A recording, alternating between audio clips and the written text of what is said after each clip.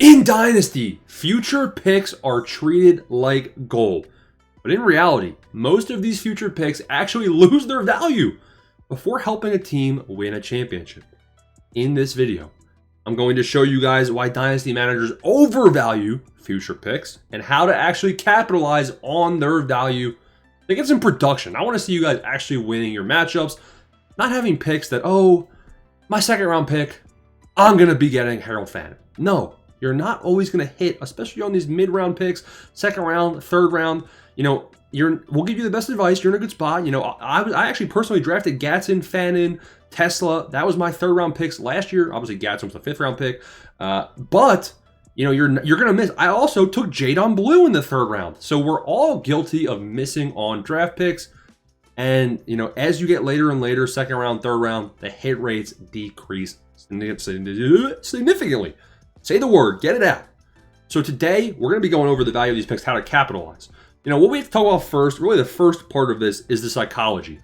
The psychology of this is that when you have a draft pick, it gives a manager hope.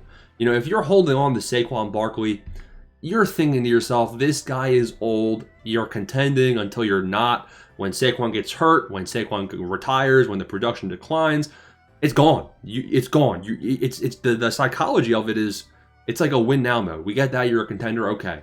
Whereas if you're holding on to rookie picks, you have a 2027 first round pick, a 2028 first round pick.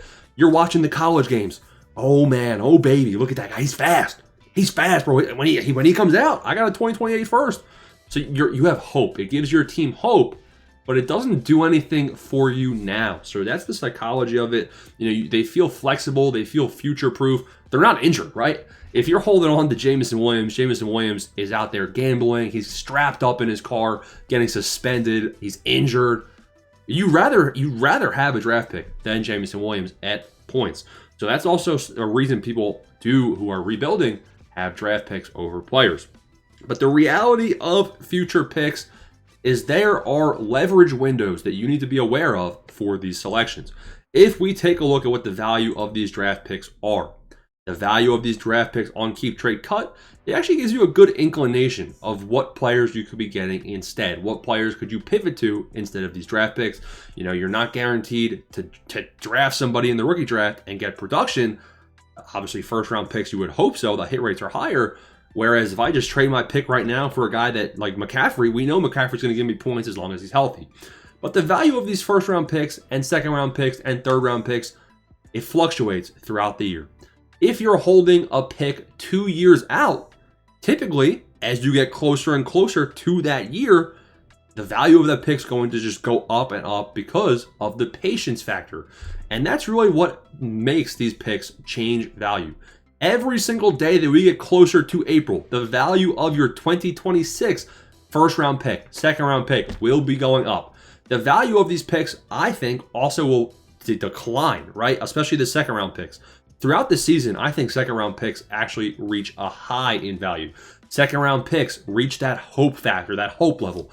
Man, oh man. And I fell for the trap. I traded Kyle Pitts before the breakout this year for 2 seconds and a third. I was thinking to myself, man, these second round picks, bam, dart throw, bullseye. Third round, I took Fannin, bullseye. It's going to be a bullseye again next year. And now I'm doing the mocks, and man, it is dusty divot, bro, in the second round of 2026 rookie drafts. Sure, there are going to be probably 1 or 2 names that are going to hit, but the hit rates are lower. Like, I'd rather have Pitts. I would rather have Pitts. It's straight up. So this is where you want to leverage the pick value.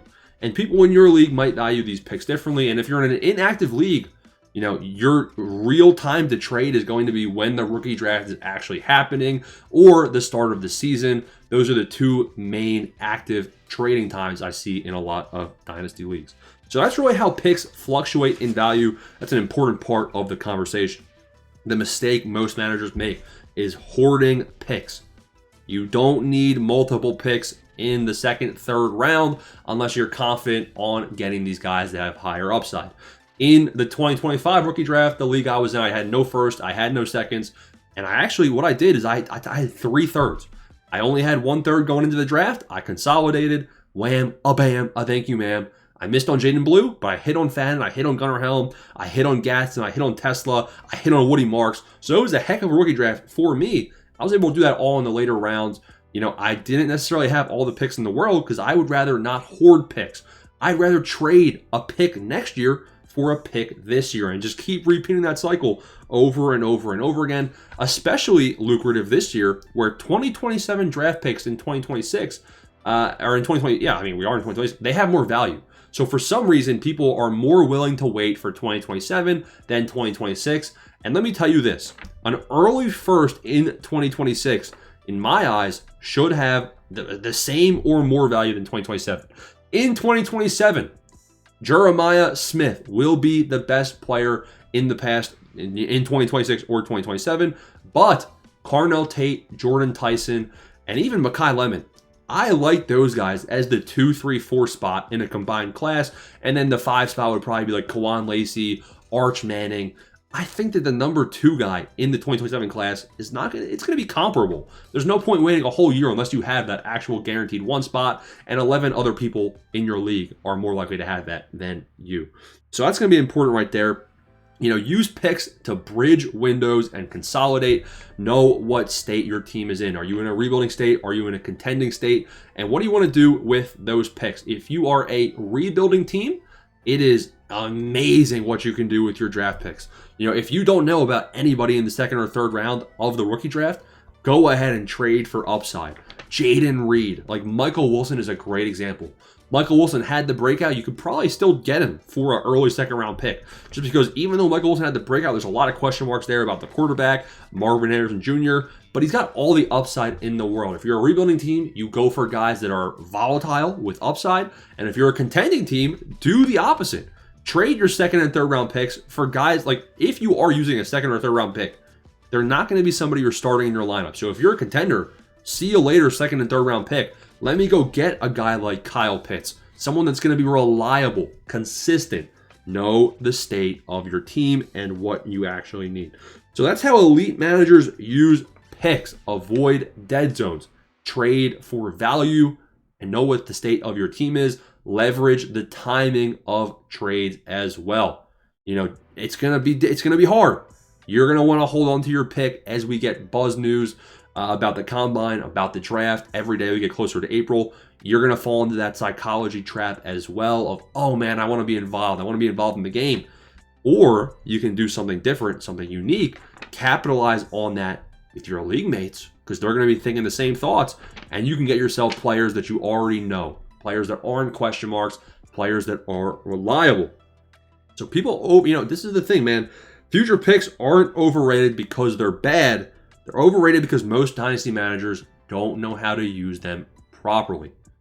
I hope this video helped, man. I hope this video gave you a good insight into what you can do strategically and what I would highly recommend doing this year, at least, with 2nd and 3rd round picks. 2027 2nd round picks, I think there's a case to be made that next year in 2027 the 2nd round will actually be strong. It will actually be solid. But in 2026, man, you know, I'm all for getting rid of those, consolidate smartly, rebuild, contend, find the right players. We're gonna have tons of buy videos on the channel. Especially subscribe, and I'll see you in the next one.